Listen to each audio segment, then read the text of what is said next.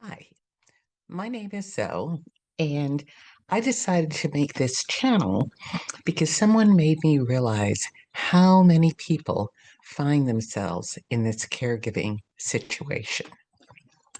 Um, I will say right now, this is, I don't edit, I don't change, this is just me.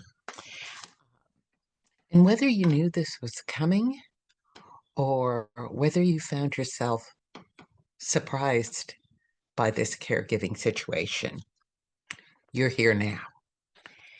And this is a place where you can feel free to vent, um, leave suggestions, and tell me who you are and who you're caring for, whether it's a parent, a spouse, a significant other, a child.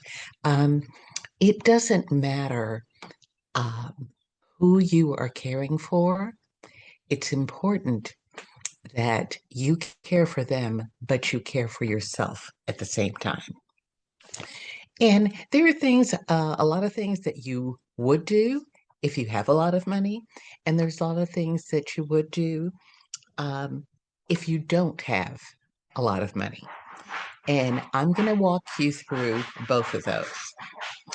It really boils down to one thing, and that is how would you want to be treated? So I want you to keep that in mind no matter what you're going through.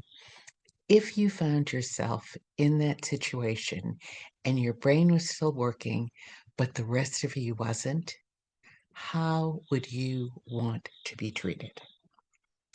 Um, I was on the path before they called it, quote, caregiving, a couple of times. Once when I was 14, and once again, when I was 37, and this time 20 plus years later, I will tell you, it is not an easy journey. So, um, or at least it wasn't, hasn't been for me, but it can be very fulfilling. And you don't have to trade your entire life for it. Let me say that again. You don't have to trade your entire life for it, even though it may feel that way at first. It does require some navigating, some pivoting. It also requires knowing who you can talk to and knowing who you can't talk to. And not because they mean you any harm, the people that you can't talk to, but because they simply don't understand. And when I think about myself, um, I didn't fully understand until I got into um, this situation. And I found that people who were very well meaning, church groups, etc., didn't really get it. And so it takes an incredibly empathetic person to have an understanding of what you're going through or have gone through without having gone through it themselves. And you don't won't always find those people, and that's okay.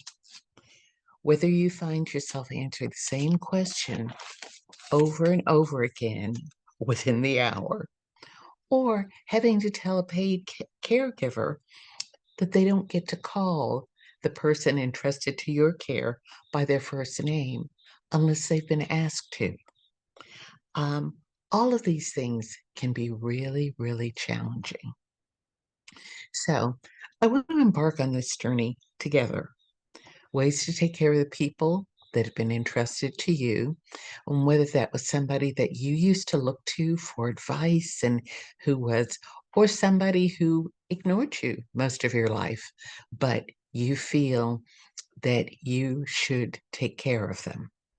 It doesn't really, that part, that's another talk show. But in terms of taking care of them and taking care of yourself, That's where I want to that's where I want to focus.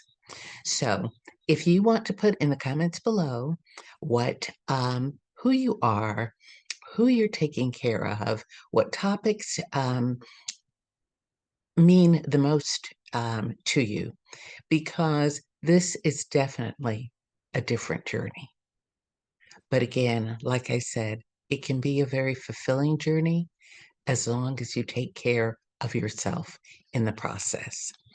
And so, whether that is just commenting below, becoming part of my school community, um, booking a one-to-one, whatever it may be, understand that one, you are not alone. And two, you can get some help if you need it, or when you need it. Thanks.